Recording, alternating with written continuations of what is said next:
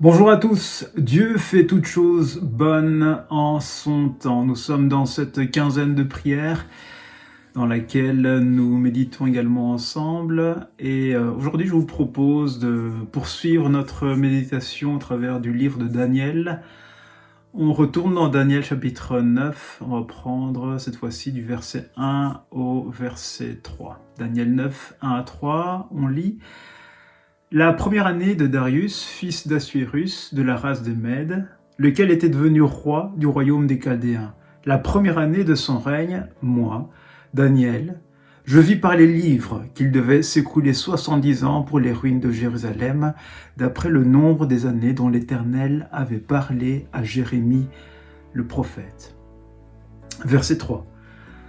Je tournai ma face vers le Seigneur Dieu, afin de recourir à la prière et aux supplications, en jeûnant et en prenant le sac et la cendre.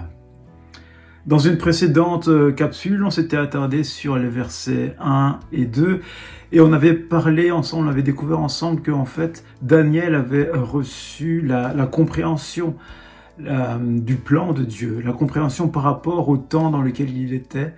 Il a reçu cela non pas par une vision, non pas par un rêve, ce n'est pas un ange non plus qui l'a parlé, mais il a compris cela au travers de la lecture des livres, au travers de la lecture de la parole de Dieu, et s'est rendu compte de la prophétie de Jérémie. Ici, dans le verset 3, nous voyons l'attitude qu'a eue Daniel suite à cette prise de connaissance-là. Il est dit au verset 3, « Je tournais ma face vers le Seigneur. » Daniel a compris la situation dans laquelle il était. Il a compris que Jérusalem devait être reconstruite après 70 ans. Donc la situation dans laquelle Jérusalem se trouvait, la situation dans laquelle le temple était, cela devait cesser. Cela devait cesser après 70 ans.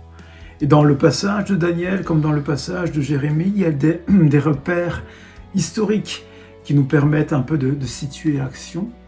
Et en fait, on comprend que l'action, le récit de Daniel au chapitre 9 se passe en plus ou moins 538 avant Jésus-Christ. C'est-à-dire qu'au moment où Daniel se rend compte qu'il y a un délai pour la reconstruction du temple, pour la reconstruction de Jérusalem, tel qu'a été prophétisé par Jérémie, les 70 ans sont quasiment résolus en fait. On arrive à la fin des 70 ans qui ont été prophétisés. C'est-à-dire que quand Daniel se plonge dans la lecture de la prophétie de Jérémie, il se rend compte du plan de Dieu, il se rend compte de l'échéance fixée par Dieu, il se rend compte du temps dans lequel il est par rapport au timing de Dieu. Il se rend compte que là, dans l'année dans laquelle il est, il y a quelque chose qui doit se passer. Il y a quelque chose qui doit se passer dans l'année dans laquelle il est. Alors là, Daniel ne va pas rester inactif. Il ne va pas rester à ne rien faire. Il ne va pas se dire, ok, il y a quelque chose qui est prévu par Dieu pour ce temps-ci. On va bien voir, on va rester, on va voir, on va attendre seulement. Non, au contraire. On voit que la compréhension du plan de Dieu qui est acquise au travers de la lecture, ça va pousser Daniel à l'action. Alors il va se tourner vers Dieu, il va se mettre à prier, il va se mettre à jeûner, il va se mettre à supplier en faveur du peuple et en faveur de la ville. Et c'est ce qu'on voit plus loin dans le chapitre 9 de Daniel au verset 19, il est dit, c'est Daniel qui parle, il dit « Seigneur, écoute, Seigneur, pardonne, Seigneur, sois attentif. » Et il dit « Agis et ne tarde pas, par amour pour toi, ô mon Dieu, car ton nom est invoqué sur ta ville et sur ton peuple. » Ça, c'est la prière de Daniel. Daniel ne reste pas inactif. Il se tourne vers Dieu. Il prie, il jeûne, il supplie Dieu. Daniel est conscient que selon la parole de Dieu, quelque chose doit se passer dans ce temps.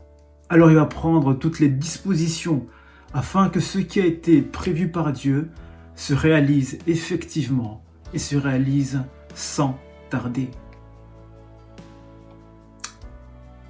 Alors que nous avons vu que le plan de Dieu, dans une précédente capsule, que le plan de Dieu n'est pas un mystère inaccessible. Ce récit aujourd'hui nous montre que le plan de Dieu n'est pas non plus une fatalité qui s'impose à nous. Le plan de Dieu n'est pas une fatalité qui s'impose à nous. Mais à l'exemple de Daniel, nous devons nous présenter devant Dieu, nous devons intercéder afin que ce qui a été annoncé puisse effectivement se réaliser. Et se réaliser suivant le temps de Dieu, le temps qui a été prévu par Dieu, et que l'accomplissement, alors que l'accomplissement est imminent. Que le Seigneur nous bénisse. À bientôt. Au revoir.